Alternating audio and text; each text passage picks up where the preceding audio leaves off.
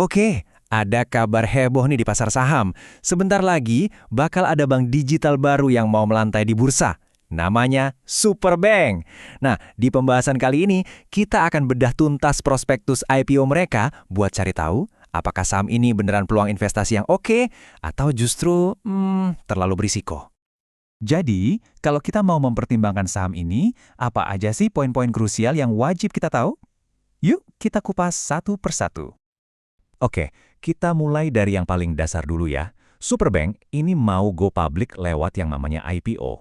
Artinya apa? Sederhananya, mereka itu mau menjual potongan kue kepemilikan perusahaan ke kita-kita ini, investor publik, untuk pertama kalinya. Yap, IPO itu intinya cara perusahaan buat cari modal segar langsung dari pasar. Jadi pas kita beli sahamnya, kita tuh bukan cuma jadi nasabah, tapi secara resmi jadi salah satu pemilik perusahaannya. Keren kan? Nah, ini dia tanggal-tanggal pentingnya, wajib dicatat nih. Masa penawarannya itu singkat banget, cuma dari tanggal 10 sampai 15 Desember. Habis itu ada penjatahan, dan puncaknya, tanggal 17 Desember sahamnya udah resmi bisa kita jual beli di bursa. Jadi, siap-siap aja di pertengahan Desember. Oke, jadwalnya udah jelas. Tapi pertanyaannya sekarang lebih penting. Superbank ini siapa sih sebenarnya? Kita tahu kan persaingan bank digital itu ketat banget. Terus, apa dong senjata rahasia mereka? Nah, ini dia jawabannya. Kekuatan utama Superbank itu ternyata bukan cuma di aplikasinya, tapi di ekosistemnya.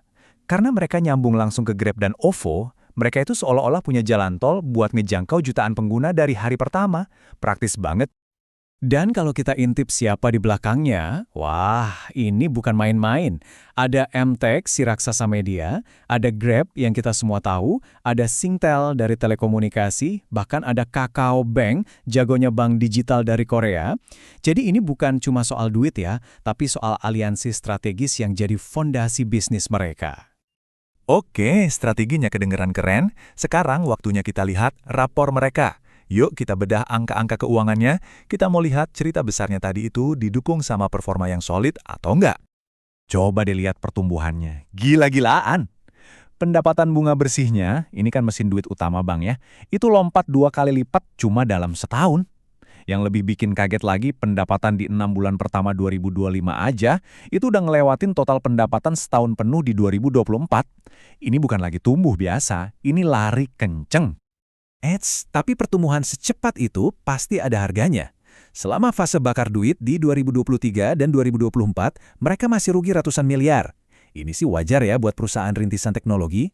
Tapi lihat deh titik baliknya. Di 2025, akhirnya mereka berhasil putar balik dari rugi jadi untung. Ini momen yang sangat krusial. Yap, ini dia angka kuncinya, 20,5 miliar rupiah. Setelah bertahun-tahun bakar uang, ini adalah laba bersih pertama yang mereka catat. Ini semacam bukti kalau model bisnis ekosistem yang mereka bangun akhirnya mulai kelihatan hasilnya. Nah, setelah lihat performa keuangannya yang mulai membaik, sekarang kita kulik lebih dalam soal penawaran sahamnya sendiri. Sebenarnya berapa banyak sih uang yang mereka incar dan bakal dipakai buat apa? Dan ternyata target mereka nggak main-main loh. Mereka mau ngumpulin dana segar sampai 3 triliun rupiah. Ini suntikan modal yang gede banget, yang bakal jadi bensin buat mereka ekspansi ke level selanjutnya. Terus, gimana rinciannya? Jadi mereka bakal lepas sekitar 13% kepemilikan perusahaan ke publik. Untuk harganya, ditawarkan di rentang Rp525–695 per lembar saham. Nah, dari sini kita sebagai investor bisa mulai hitung-hitungan valuasinya. Lalu, dana triliunan itu mau diapain? Strateginya jelas banget. Sebagian besar, 70%, itu bakal diputar lagi jadi modal pinjaman. Ya, namanya juga bank kan.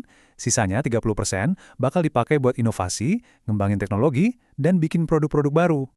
Tentu aja, yang namanya investasi itu nggak ada yang mulus-mulus aja. Pasti ada resikonya. Nah, biar kita punya pandangan yang seimbang, yuk kita lihat resiko-resiko utama yang mereka tulis sendiri di prospektusnya. Risiko pertama, dan ini yang paling besar menurut saya, diakui sendiri sama mereka. Ketergantungan sama Grab dan OVO. Jadi kekuatan terbesar mereka itu sekaligus jadi potensi kelemahan terbesarnya. Bayangin aja kalau hubungan sama salah satu partner ini ada masalah. Wah, seluruh model bisnisnya bisa goyang. Terus, jangan sampai kita lupa sama sejarahnya. Meskipun mereka baru aja cetak untung, tapi jejak kerugian di tahun-tahun sebelumnya itu cukup dalam. Ini jadi PR besar buat mereka. Apakah keuntungan yang sekarang ini bisa terus berlanjut ke depannya? Selain itu, tantangannya nggak cuma satu atau dua. Mereka juga harus hadapi persaingan super ketat di industri bank digital, ada ancaman siber yang nggak pernah tidur, dan juga tantangan buat membuktikan kalau mereka bisa terus-terusan cetak untung di masa depan.